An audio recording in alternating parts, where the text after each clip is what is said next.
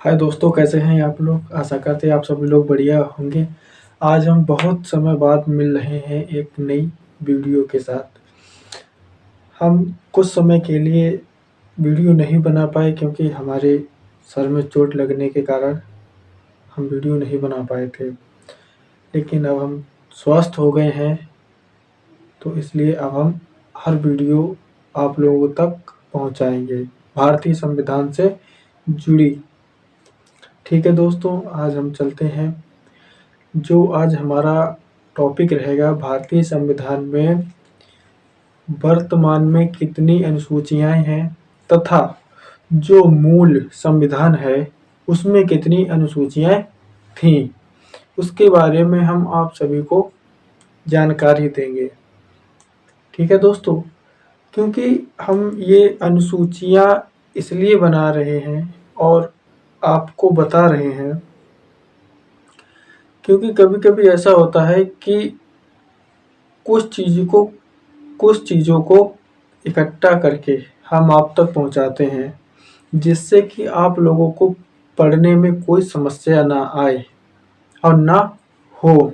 इसलिए हम अनुसूची, जो मूल संविधान की 8 अनुसूची हैं वो, और जो नया अनुसूचियां जोड़ी गई हैं 12, वो अनुसूचियों को आप तक इस वीडियो के माध्यम से पहुंचाएंगे। ठीक है दोस्तों, तो चलिए आज की वीडियो शुरू करते हैं। जैसा कि मैंने बोला, भारतीय संविधान के अति महत्वपूर्ण प्रश्न, या बोल सकते हैं हम अति महत्वपूर्ण अनुसूचियां। ठीक है, जो हमारी अनुसूचियां हैं, कौन सी, जो हमारी भारत की मूल संविधान की अनुसूचियां कितनी हैं, वह हैं 8। कितनी है? 8 अनुसूचियां हैं। कौन से संविधान की? जो भारत में पहला मूल संविधान यानी जब बना था तब उस संविधान में 8 अनुसूचियां थीं। उसके बाद में वर्तमान में, यानी जो आज का समय चल रहा है, आज के समय में जो अनुसूचियां हैं उनको बढ़ा दिया गया है और बढ़ाकर उनको 8 से 12 कर दिया गया है। ठीक है दोस्तों, कितना कर दिया गया है?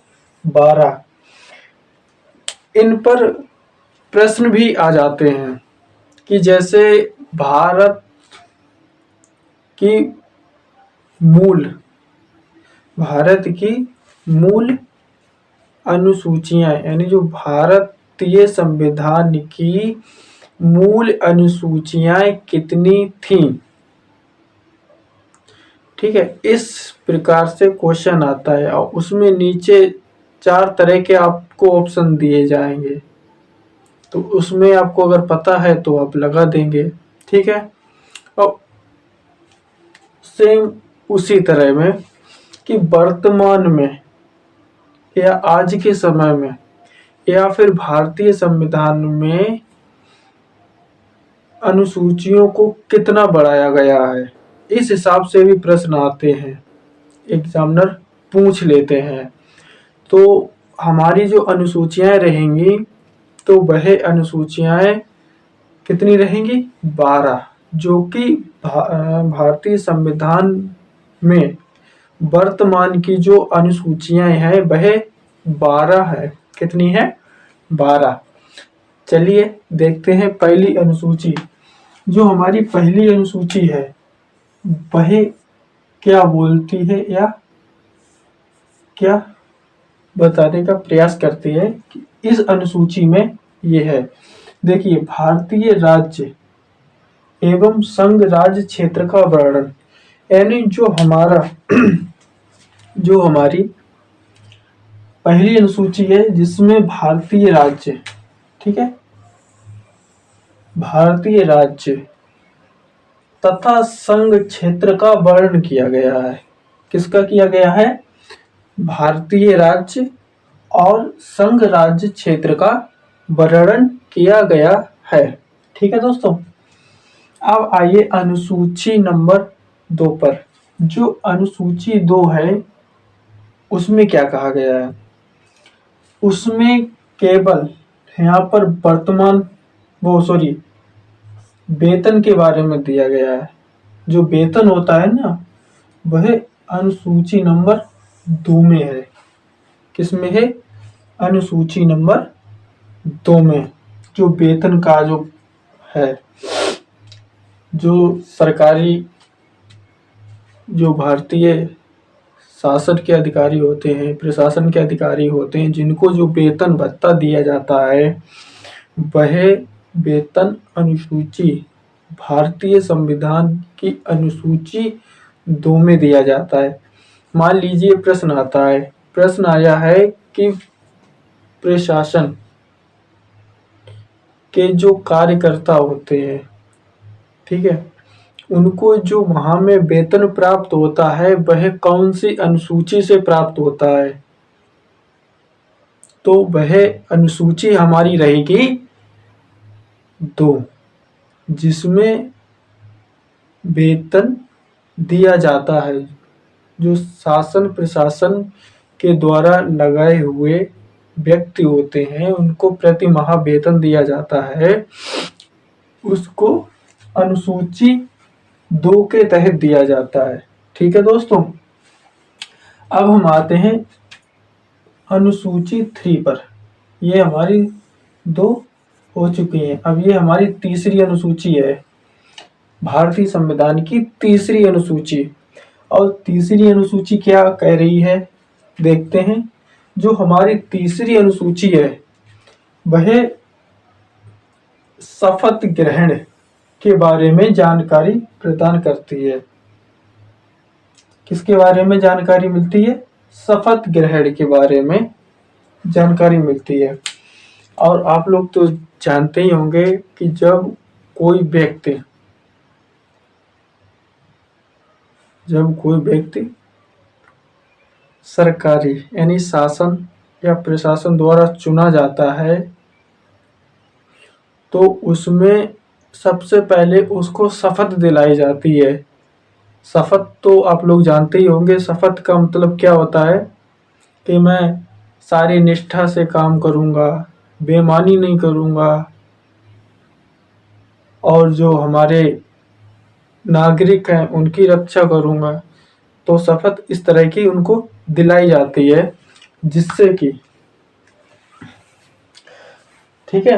और ये भारतीय संविधान की कौन सी अनुसूची में आ जाता है?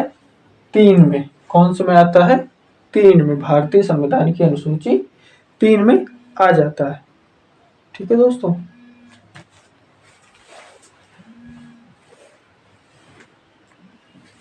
एक मिनट दोस्तों, एक मिनट।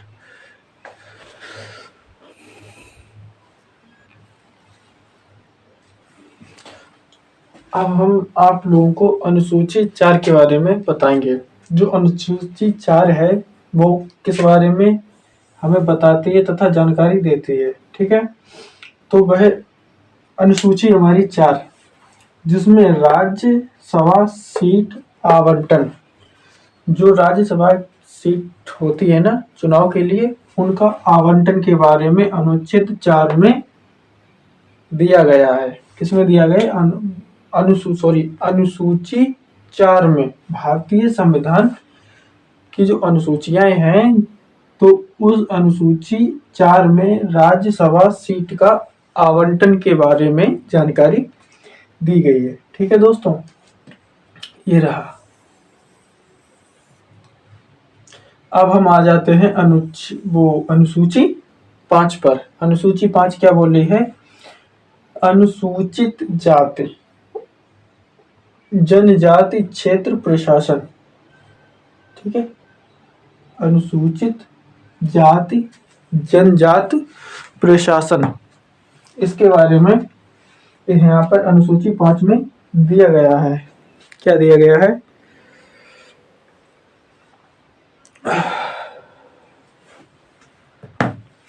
अनुसूचित जाति जनजाति क्षेत्र प्रशासन के बारे में बताया गया है यहाँ पर।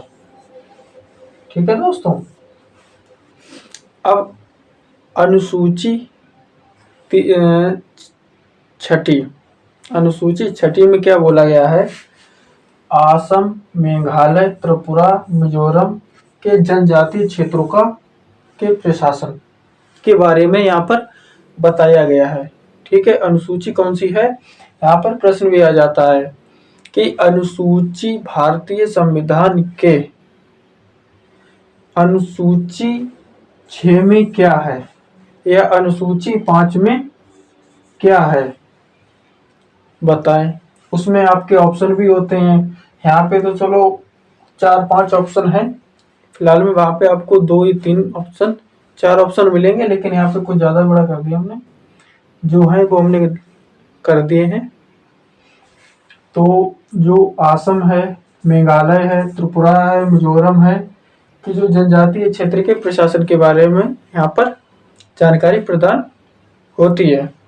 अब हमारा अनुसूची 8, जो हमारी अनुसूची 8 है वह किसके बारे में बताती है?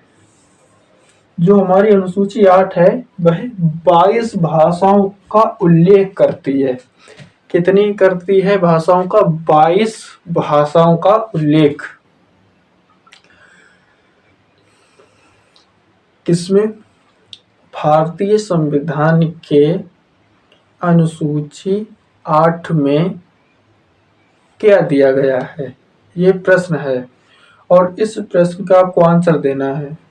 ठीक है, तो प्रश्न पहले समझने की कोशिश करनी चाहिए कि जैसे कि मैंने बोला, भारतीय संविधान के अनुसूची 8 में क्या दिया गया है? जैसे 22 भाषाओं का ज्ञान, 15 भाषाओं का ज्ञान, 18 का या 7 का। तो आपको जो सही आंसर होगा वही आपको टिक करना होता है। तो यहाँ पर क्या है? 22 भाषाओं के बारे में उल्लेखित किया गया है या बताया गया है। ठीक है मेरे प्यारे दोस्तों, आपको जो 8 अनुसूचियां अभी हमने बताई हैं भारतीय संविधान के बारे में, तो आपको हमने बहुत ही सरलता से बताई हैं, जिससे कि आपके जल्दी से जल्दी समझ में आ जाए। ठीक है दोस्तों, और मैंने इन सभी में इसकी जो वीडियो हम बना रहे हैं अभी, वो वीडियो मैंने इसकी सेपरेट अलग बनाई है। इसलिए बनाई है कि कभी कभी बच्चे कंफ्यूज हो जाते हैं कि कौन सी क्या है, कौन सी अनुसूची 8 की, कौन सी 12 है। ठीक है, तो मैंने उसको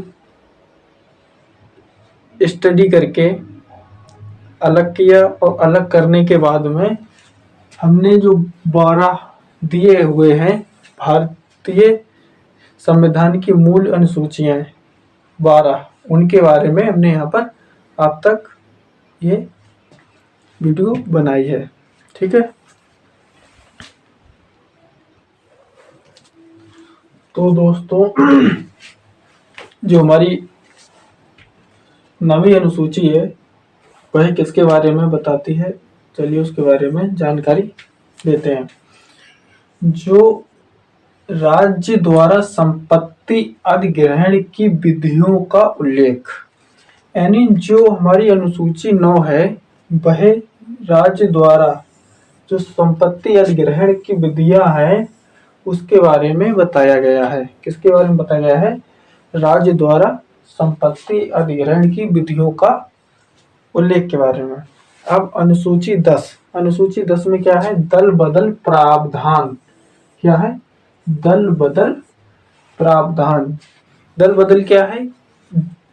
दल विदल जो है, जैसे कि कोई पार्टी है, ठीक है, उस पार्टी में क्या है कि कोई व्यक्ति किसी पार्टी में चला गया, पहले जैसे मेरी पार्टी में रहा, ठीक है, फिर मेरे मित्र की पार्टी में चला गया जब उसे लगा कि मेरी जो पार्टी है वो हार जाएगी, ठीक है, और मेरे जो मित्र है उसकी पार्टी जीत जाएगी, तो वो मेरी पार्टी छोड़कर मेरे मित्र की पार्टी में चला गया। ठीक है, तो इसको हम क्या बोलेंगे? दल बदल। ठीक है, उसका यहाँ पर क्या किया गया है, प्रावधान। क्या किया गया है, प्रावधान किया गया है इसका।